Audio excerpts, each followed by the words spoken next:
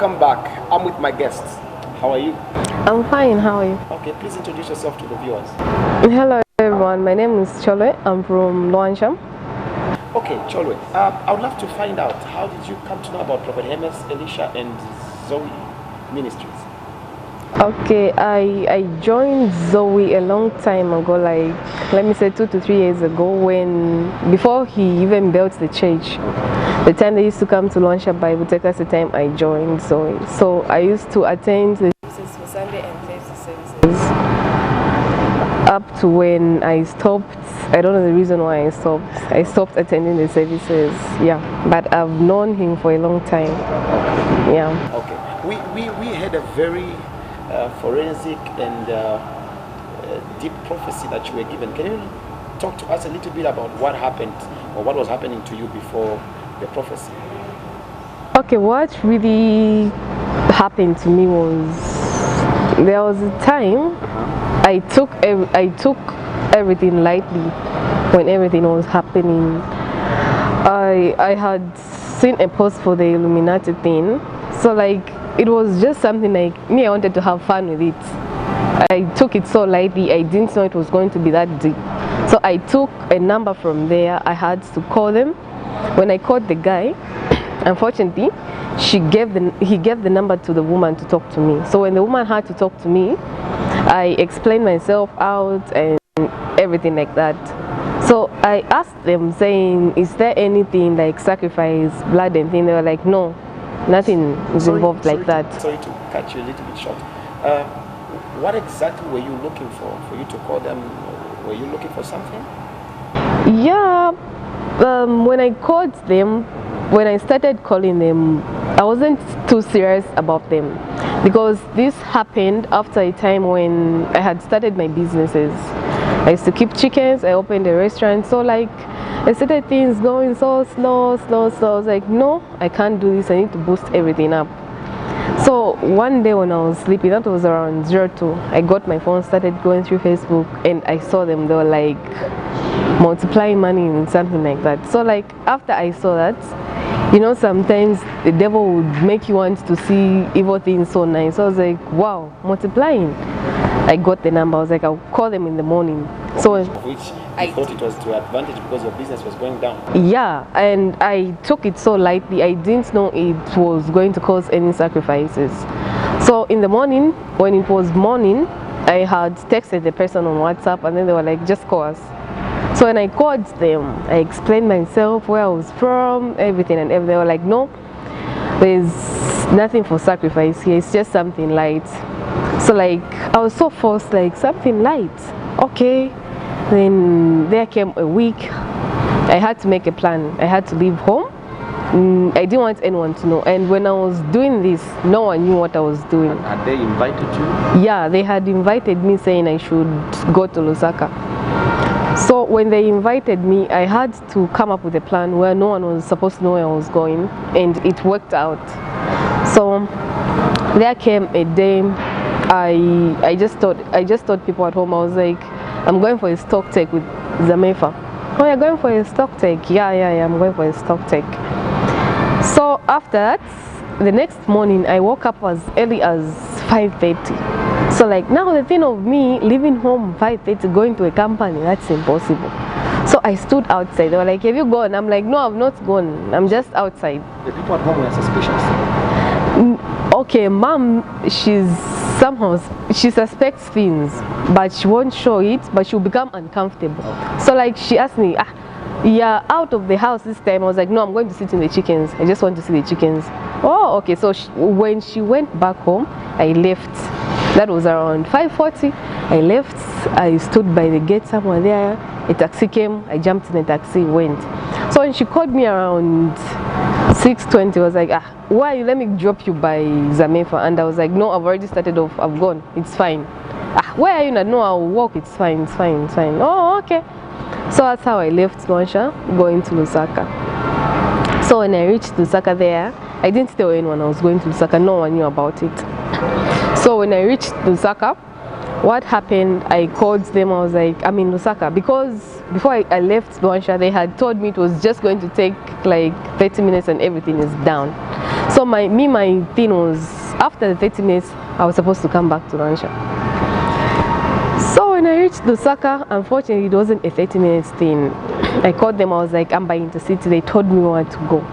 So when I reached that place where I reached, it's just a place where you can't even suspect anything happens. It just looks like it's just a nice house when a lot of things happen in there. So they sent a guy to pick me by the station, just a guy.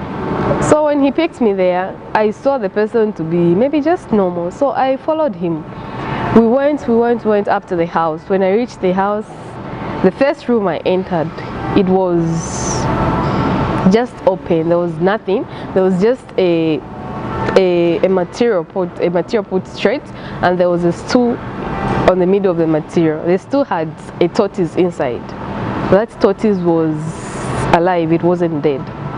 So they were like, take off your shoes. I took off my shoes and I walked up to the material. Who was talking to you at that time? The same guy was like, in here we don't wear shoes. You have to take off your shoes. So I had to take off my shoes, and they were like, okay, now what you have to do, you have to kneel down that stool there. When I knelt down, as I was bending, I saw the tortoise in there, and I was like, Jesus, what's this? let me just be strong until this is done.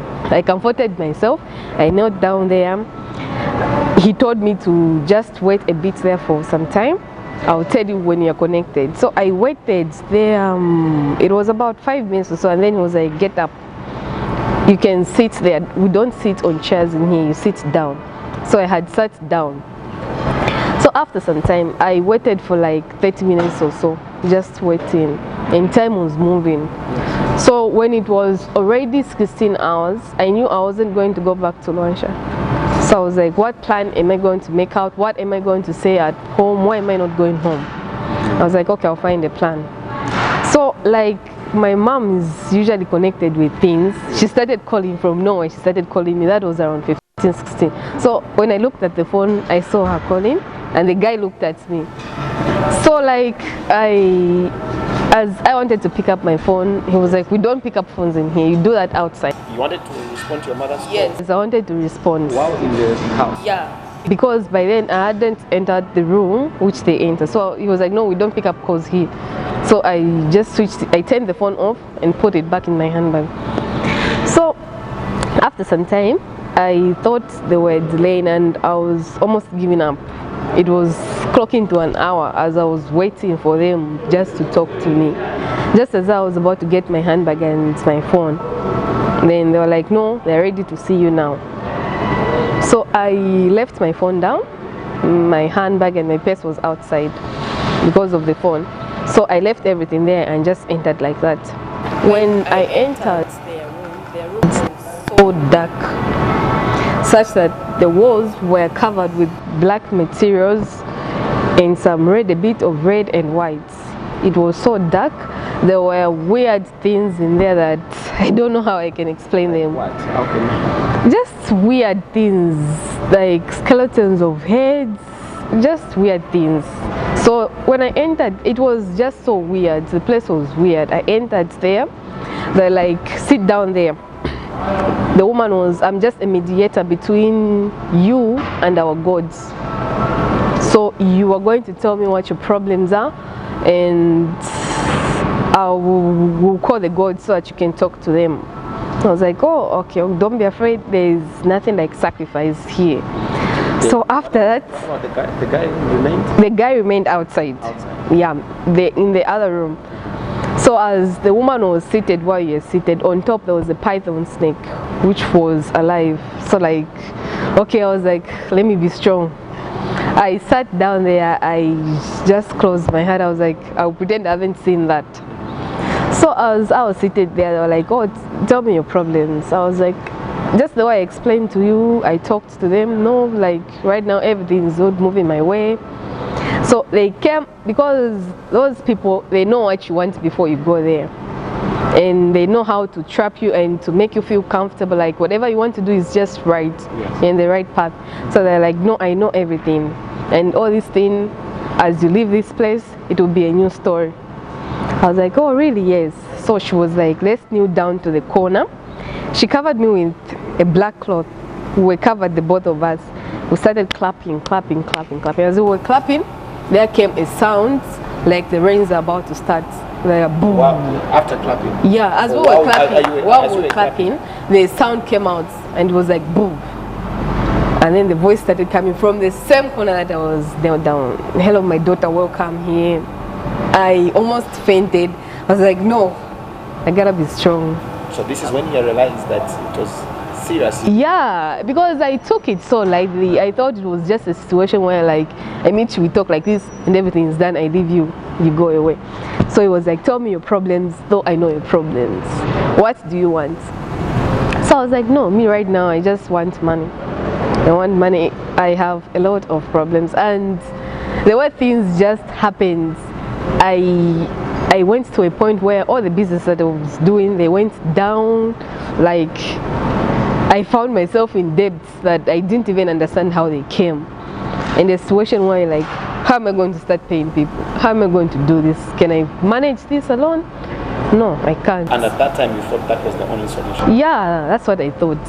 So that voice talked to me through the same corner that I was kneeling down from, like, okay, what you're going to do is, there's a suitcase that I've brought myself with. You're going to open it. Whatever you're going to see there, you should tell me. So when he told me whatever you're going to see there, I was like, am I not going to see another snake again? Oh my God. And then they were like, okay, you can switch on the light so that she could see. And the thing is, they don't have lights. They only have small candles that are about to finish. When they light and the candles, you can't see clear everything in there, but you would see things. So when the candle was lightened, she opened the suitcase. The woman. The suitcase was quite very big, and there were 100 kwaches in bunches in there. And then the woman was like, what have you seen in there? And I was like, oh, I've seen money. Do you want the money? I was like, yes. Who would say no to money when that's what you followed? Okay, let's go and clap again. We call him back. We started doing the same thing. We were clapping. Brrr, again, it came back. What have you seen? And I was like, I've seen money. You've seen money. Do you want The money money? that is. Approximately, how much do you think that is? I was like, I don't know. That's a lot of money. But those are billions. Those are not millions in there. There are billions in there. So what's going to happen just after the process? They specify how much was in the bag? About 700 and what billion, not million, because the bag was so big, the suitcase was so big. So they were like, just after the process, you're going with the suitcase. Now the only thing that you do, the suitcase, you don't have to go with it to Luansha. As you leave this place, you are going to get another suitcase. The car that's outside is yours. There was a car outside? Yeah, there was a car outside. There was a Jeep latest, the black one. It was outside. They were like, that car is yours outside. You get the money and the thing and you're gone. So I was like, oh, really? Yeah. The car mine. And I was like, I don't have a license. And he was like, but you know how to drive. I was like, yes, I do. Yeah, no one will ask you. I assure you. You reach where you're going, no one will ask you about the license. Okay, now what's the process? And then the voice had to talk to the woman saying, put water in a bucket and then let her wash her hands in the sink with, there was some powdered medicine. So when I washed well, after that he disappeared. The woman was like, let's go, you have to do this, you have to be gone, time is not with you. So okay, sorry, before the voice left, he had given me conditions saying, when you get the money, because I've got a best friend in Lusaka who's Chipo, like she prays a lot. So they were like, when you're done with this, do not sleep at her house. Rule number 1. So initially you had planned to sleep at her house? Yeah, those were my plans, because every time I'm in Lusaka, that's where I go. Every time I visit Lusaka. So they were like, do not go there. That money is just too much, and don't sleep at any cheap lodge. Find yourself at an expensive place. The other thing, don't Meet the father of your kids. Don't. And from today, as I'm talking to you, you delete him from anywhere. Don't have anything to do with him. So I was like, why? They were like, no, he's not your man. So I asked myself, the last time there was Prophet, he told me he's your man, and these people are telling me he's not yours. okay, since I just want the money, I'll just follow what they want me to do. So like they were like, he's not, okay, he's not. what can I do? I just have to do what they've told me. So as I went to their bathroom, I washed my face. They were like, wait for 5 minutes, I'll tell you to turn around. So after 5 minutes, and then she gave me a knife. She was like, don't be afraid, whatever you're going to see, you might see a fly, you might... Washing your face? Yes. With the powder. Yeah, I washed my face, and then they were like, don't be afraid of anything. Don't be afraid of anything. It might be a fly, it might be a frog, it might be just anything. Just tap whatever you're going to see. So I also took that part lightly, though it scared me. Why should I stab when there wasn't supposed to be any sacrifice in this? So as I turned around, Looked in the water. I'd seen my daughter there. You've seen your daughter? Yeah, I saw my daughter in the water running just by our yards, jumping in the river. So I was like, God, I started shivering. I threw the knife away. I got my handbag and my phone. I left my place. That's how I left that place and ran away. So as I was running, leaving, not knowing, the woman that stays near saw me as I was entering. So she heard me. As she heard me, I was crying and shivering. She took me to her house. What's wrong? Explain everything to me. I failed to say a word. I was on mute. I was so scared of everything. So as I went there, I was like, I don't know what's happening. So I explained everything to her. She was like, you know what, when I saw you going there, I was like, what is this girl looking for there? Because people that go there are not over age. There are people that we know that are rich, not such people going there. So she was like, I even felt to go to church. I'm supposed to go to church. I'm just feeling lazy. I'm like, let me wait and see if she's going to come out. Don't do that. Do you have anyone that you know in here? Because I was so confused. I was like, I don't know anyone in Lusaka when I had known people there. So after that, the woman, because I had left my purse in the house and I couldn't go back there to knock and say, I want my purse, I want to go, no. So I had to say bye to everything that I left there. Lucky enough, my range wasn't there. I had no identity in that place. There was only money and receipts from Pick and Pay, just like that. So as I left that place, the woman was like, this 50 kwacha is the only money that I have. Let it help you reach town and call whoever you can call. The neighbor? Yes. Because this is the last money that we have in the house, so I will sacrifice it to give it to you. She gave me the 50 kwacha. So I started going. As I started leaving that house, Mom called again. I was like, I'll come. And I cut her. So as I left, I reached town. I couldn't call my friend. Like, she would start asking questions. What am I going to do now? So I called Trevor. I was like, where are you? The father to my kids. Okay. I was like, where are you? And then he was like, I'm in North Mids. What's up? Nada? Nothing, I'm in Lusaka. What are you doing in Lusaka? Nah, I just came to see you since you told me you're not fine. Have you ever moved like that? Nah, no, what's wrong? Can't we surprise you? So the moment I saw him, like, he just started crying. What's wrong? I cried. Why are you crying? I couldn't say a word. I was quiet. Why are you crying? I couldn't say a word. I was just quiet. I was just mute like that. So after that, he was like, are you fine? Not fine. We went to his place. I couldn't stay because I was too shivering. I was like, no, I can't sleep like this. So we went out, came back. Then when we came back, I explained everything to him, and then he was like, "Heesh, I'm so scared. Like, would you go to such an extent? Seriously." So like after that, it was around, because we couldn't sleep. He was scared, thinking maybe I'm already initiated, they might kill him as well. So we were just talking like that, and then around 03 or so, the wind started blowing. And though the wind was blowing, the windows were closed. It blew so hard such that it blew like you're outside when you were inside, and the windows were so closed such that it couldn't blow like that. So after that, you know what, I think your people are following you. I need to escort you right now. Where am I going to go now? Like, it was so scary. So we started praying. After praying, the wind stopped. So the next morning, I was like, you need to go back home. I never had any money, and I didn't want to say I didn't have any money. So I reached Wadachovo there. And you going? I was like, I don't have transport. Okay. And then everything was done. I left, I came back home. So I reached Luansha around 21. So like my mom had been calling me, come back home, come back home. I was like, okay, I'm coming, I'm coming. 21 she called. So as I entered home the same night, my brother was sleeping because we're just four at home. My brother was sleeping, my kids were with my mother. So she opened the door for me. As I entered, she felt so cold that she couldn't understand. So as soon as she felt cold, she looked at me and I didn't look at her. From the time I left that place, I wasn't able to look at her eye to eye. Like when she's talking, I would look somewhere else and answer. That's how I used to do. So like she looked at me, I couldn't look at her. She went in a bedroom, got the anointing water, sprayed at me. When she sprayed at me, I looked at her and walked out of the bedroom and left. You don't know what I've been through and where I went and what I saw.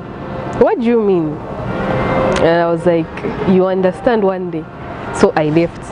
So like after that incident, I don't know, maybe she also took it lightly. She left for Chidinabombe. So because I had told Rachel about this, I don't know how Rachel's sister knew about it. Maybe it's Rachel who told her, but Rachel doesn't usually do that. I don't know who told her about that. Then Rachel's sister had to call my mom and tell her the whole thing. She was like, just come back. This is what's happening here. When she came back, that was on a Friday. So when they just arrived, they were like, we're going to Ndola for a service. So we had to go to Prophet Emin's service, though we had found the service had already started. So it didn't take that much time. We left. So Rachel had talked to the prophet, like, they want to see you. So when the prophet was like, who? He called us to come. He was like, stop thinking about killing yourself, come on Sunday. So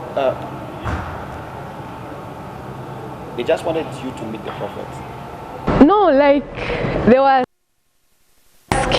I had joined the thing. You were acting strange? Maybe I think I started acting strange, but you can't know if you're acting strange. Okay. But people would notice, this is on. What were people's reaction to how were people talking to you? Okay, when that thing happened, it had not yet spread about. The only person that knew about it even the time when I came back was Rachel. And who is your friend? Yes, Rachel and my family. So like maybe I acted strange with my family. So like I think we need to go for prayers. So we came there. As the man of God looked at me, just said, no, it's fine, I'll handle this thing, just come back on Sunday and stop thinking about killing yourself, because I had plans of doing that. I was like, no, I can't handle. So the man of God prophesied to you on Friday. You had thoughts of killing yourself? Yes, I had thoughts, but the prophecy wasn't like he prophesied in church. No, when Rachel talked to him, like, people want to see you, and she didn't even say anything. She was just like, they want to see you. And then he just looked at me and said, come back on Sunday, stop thinking about that. And then he was like, he told my mother saying, you should monitor, can you monitor for me? And then she was like, okay. So after that, Saturday, like, whichever move you want to make, they would ask, where are you going? So the prophet gave an instruction to your mother? Yes. He said you should monitor? Yes, should monitor. Because you had an appointment with him? No, he just said monitor and come back on Sunday. Okay. Stop thinking of killing yourself. Okay. So we went home on Sunday when we came for a service. When he started prophesying, I think I was the second person to prophesy. Second. Then he brought out everything. Like, he talked about everything, almost everything. He said everything. Okay. So we'll continue with Cholwe's testimony. We'll get to hear about what the man of God talked about, the details he gave in the prophecy right after this break. Welcome back, welcome back. I believe you are enjoying the program. She was just talking to us about what transpired before the prophecy, before the day that the man of God wanted to see her and prophesied in her life. So, Chole, tell us a little bit about the prophecy in detail. Okay, the prophecy, when the man of God was prophesying to me, he told me, you had gone to an Illuminati place, which was correct. And this thing has not just started now. You were targeted a long time ago when you were just a kid. So like they planned to destroy you so that you can't do anything. And they've brought confusion between you and your mother. You can't associate with your mother. That's the hatred they've brought. How was your relationship between and that was so you and your mother? Like I couldn't even spend so much time with her. I was so connected to my father, not my mother. So he prophesied and he said it was that I was going to pray for you. So he prayed for me, and after that I left. We would love to know a little bit more about the prophecy. Besides the man of God prophesying to you. When he prophesied to me, he was like, I will deliver you and I'm going to open doors in your life that are going to shock you. So like when he said that thing, I didn't take it so serious as well, because knowing you have problems that you're even thinking of killing yourself, and then someone comes to you and tells you, I'm going to shock you, I'll pray for you and I'll open doors. So he prayed for me. He also touched my hand saying, I've opened your way of money, not the way that you had. So in that period, after the prophecy, I left the church, we went home. The next morning, because the devil was at work, so before the morning, around 02, as I was sleeping, I started hearing babies crying. So in your room? Yeah, in my room. So I was so curious why the baby is crying. So I thought it was my kid crying. So I switched on the lights, looked at them, they were not crying. Where is this noise coming from? I peeped through the window. Still I couldn't see the babies crying. So as I turned around, let me just sleep, I saw the woman that I had left outside. In my room. The woman in the house, the one you were clapping with. I saw her in the room. So like I was so shocked, and did she say anything? She didn't say a word. She was just quiet and looking at me. So I was so scared. I fell down and thought, what's happening? After some time, she just looked at me and disappeared. So like I couldn't feel I tried to stand up and I couldn't stand up. I couldn't feel my legs, and what's happening? So I was like, maybe I'm just scared, I'll get back to my senses. I sat there for some time, still I couldn't feel my legs. I had to pull myself to just get on the bed, and I ignored everything. I was like, I'll be fine, maybe I'm just too scared what I've seen. Did you scream after? I didn't even scream. I slept. So in the morning, it was a Monday now. In the morning, my kid was waking me up, like she was supposed to go to school. I wanted to go to school.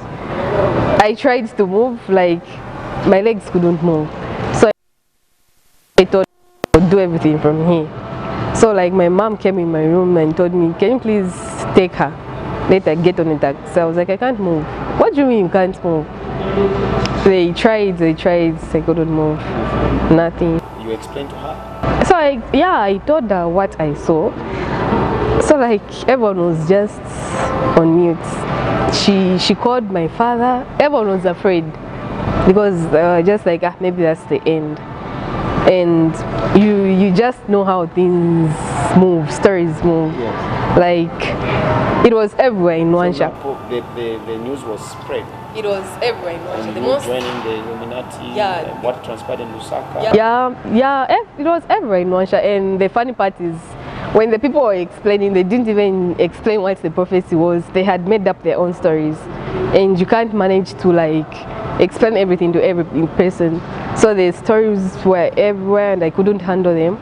And even the thing of me not walking, it was other stories like she has money and she can't walk now, and the money I didn't even have it. Oh, so the stories were like they've given her money and she can't walk. Yes, so that's like a sacrifice. Yeah, she sacrificed her legs, and she has a lot of money right now. So everyone was curious to see the money. Were you having people coming to visit just to confirm? No, people didn't come to visit. Like, okay, you don't know even the people that you think maybe they've come to visit when they. How was your analysis? People coming to your place, was it unusual? No, it's okay, like, and they were not even allowed to come, and I didn't even stay there for like days so that people would see me. When people had realized that I had stopped working, when they were making plans to come, I had moved out from Luansha. I had gone to the village to my grandmother. That's where I had gone to stay. So like when I left Luansha, I had found peace there. Before I left Luansha, I had actually gone to Zoe on Tuesday at night. I left Luansha on Wednesday. I was given the covenant water. Yeah. So as I went there, I was told, no, you can come back on Sunday. But because of the pressure that I had, stories, you can't recover. Okay, the only good part is on Tuesday, there was a sermon that he had about the doors. Opening doors and closing other doors. So that's the only thing that had motivated me, and I was like, it's fine, he hasn't seen me, I'll just go like that, it's fine. They had given me anointing oil and the covenant water. The next day on Tuesday, I left. So when we left, we went to the village there. I used the covenant water as well. After some time, I had to walk. You able to walk? Yeah, after some time. Sometimes some people came to pray for me, but I was using the anointing water like every day and the oil every day. I used to cover myself with the oil. So when I walked, it didn't even take time. I walked, and then approximately how many days? About a week. About a week after ministering the oil and drinking the coconut water. I walked. Then after that, I didn't want to come back to Luansha because of everything. So after not coming back to Luansha, I was forced to come back by my father. So as I was coming back to Luansha, I was like, I wasn't going to go to church again. Like, because of the stories? Because of the stories, because the church is supposed to be love. We ought to love in church. That's a church of God, not what people were doing. It was so disappointing. And then my friend was like, you know what, people will always be people. The only interesting part that she gave me was the time when she told me, you know what, Chole, you're even lucky that the man of God had talked to you. There are a lot of people that have worse problems in there. They can pretend to be talking to you like you've done the worst thing. It's so nice when the man of God talks to you, and like when he doesn't talk to you. So people will always be people. Wow, that's a very powerful testimony. We are yet to hear more of what transpired after the prophecy, but like we've been hearing from her, she says she was able to use the anointing oil and drink the covenant water, of which the man of God was prayed for it, and also I'm sure he gave you directions on how to use it. yeah. And after a week, she says she was able to walk.